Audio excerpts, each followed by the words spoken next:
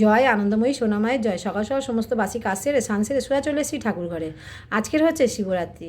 তো দেখো, ঘরের শিবটাকে তো আমি স্নান করিয়েই রাখতে পারি, তাই না? তো সুন্দর করে দেখো, আমি একদম ঘি মধু একদম সুন্দর করে আমি মাখিয়ে নেবো। তো প্রথমে আমি ঘি দিয়ে দিলাম, এরপরে দেখো বাবার মাথায় একটু মধু ঢেলে দিয়েছি, দিয়ে এবার সুন্দর করে বাবাকে একটু মাখিয়ে দিলাম, দিয়ে তারপরে দই দিয়ে দিলাম। দই দিয়ে তারপরেই দইটা মাখাবার পরে সুন্দর করে দুধ দিয়ে ফুল দিয়ে সুন্দর করে বাবাকে স্নান দিয়ে দিলাম।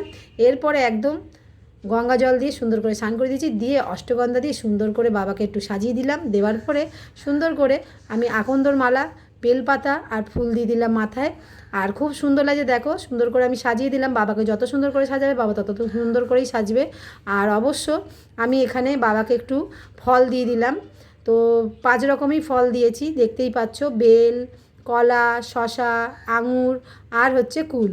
তো সুন্দর করে বাবাকে একদম আরতি করে নিলাম প্রদীপ দিয়ে, তারপরে ধূপ দিয়েও সুন্দর করে আরতি করে নিলাম।